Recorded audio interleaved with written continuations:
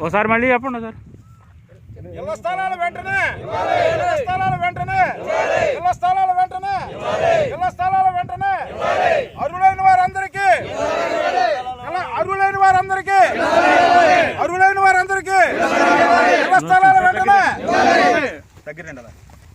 దగ్గరికి వచ్చాను అందరం కాదు దగ్గరికి జనం అందరూ ఫుల్గా అనిపిస్తుంది. అందరూ సైలెంట్ ఉండండి. మన పార్టీ అధినేత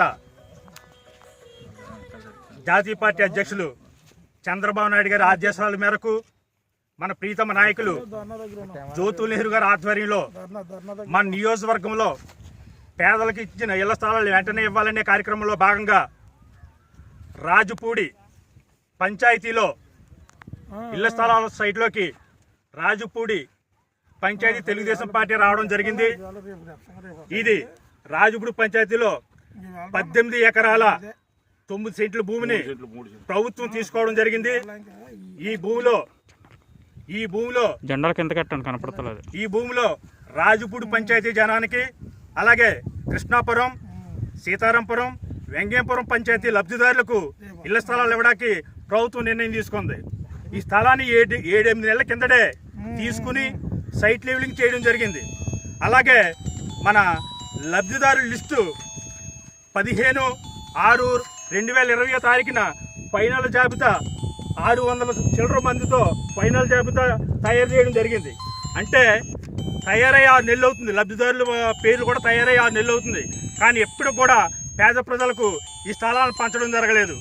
ఈ స్థలం సీతారాంపురం కానీ, వెంగేపురానికి కానీ, రాజుపూడికి కానీ, వెంగేపురానికి కానీ ఏ ఊరికి సంబంధం లేకుండా చాలా మధ్యలో ఇచ్చినా కూడా ఎవరు ఎటువంటి అభ్యంతరాలు పెట్టలేదు.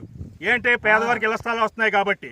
అంటే సీతారాంపురానికి 5 కిలోమీటర్లు, వెంగేపురానికి 6 కిలోమీటర్లు, రాజుపూడికి 3 కిలోమీటర్లు, కృష్ణాపురానికి 2 కిలోమీటర్లు అయినా కూడా పేద ప్రజలకు ఇళ్ల స్థలాలు ఇస్తున్నారు కాబట్టి ఎవరు ఎటువంటి ఫిర్యాదులు చేయలేదు, ఆరోపణలు చేయలేదు, ఇళ్ల స్థలాలు ఆపడానికి ప్రయత్నం చేయలేదు.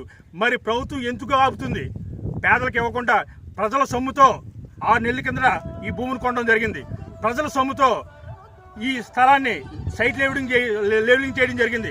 మరి అదే స్థలాన్ని ప్రజల డబ్బులు ఖర్చు పెట్టి ఇంకా ఇవ్వకపోవడం వైసీపీ ప్రభుత్వం యొక్క దుర్చర్య కార్యక్రమంగా మేము చెప్తున్నాం. వాళ్ళు అబద్ధాలు మాట్లాడుతున్నారు.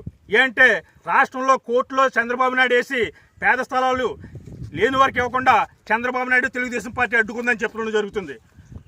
రాష్ట్రంలో 100కి 10% కోర్టులో ఉన్నాయి. ఆ కోర్టులో ఉన్నా కూడా భూములు ఎటువంటివి అంటే దేవస్థానం భూములు, విద్యా సంస్థల భూములు, కాకినాడ మడావుడులు, ఇటువంటి భూములు సంస్థలకి వ్యవస్థలకు సంబంధించిన భూములు ఆగినాయి తప్ప రైతు వారి దగ్గర తీసుకున్న 90% భూములు కూడా పేదలకు ఇవ్వడానికి సిద్ధంగా 6 నెలల నుంచి రెడీగా ఉన్నాయి.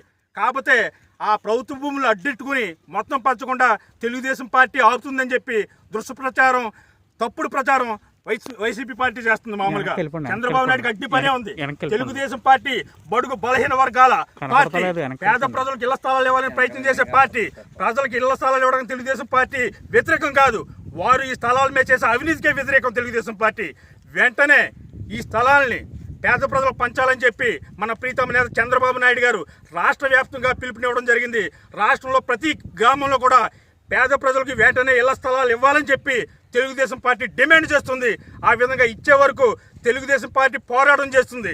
అలాగే ఈ కార్యక్రమాన్ని ఉద్దేశించి రాజుపూడి, వెంగేపురం, కృష్ణాపురం, సీతారాంపురం పంచాయతీ గ్రామ నాయకులందరూ, తెలుగుదేశం పార్టీ నాయకులందరూ కలిపి ఈ స్థలాన్ని పరిశీలించి పేదలకు ఇవ్వాలని చెప్పి డిమాండ్ చేస్తూ గ్రామంలో నిరసన తెలుపుతూ గ్రామ సచివాలయానికి వెళ్ళి విఆర్ఓ సెక్రటరీ ద్వారా ఎంఆర్ఓ గారికి వినతి పత్రం ఇచ్చి వెంటనే పేద ప్రజలకు ఇళ్ల స్థలాలు ఇవ్వాలని చెప్పి తెలుగుదేశం పార్టీ డిమాండ్ చేస్తుంది. తెలుగుదేశం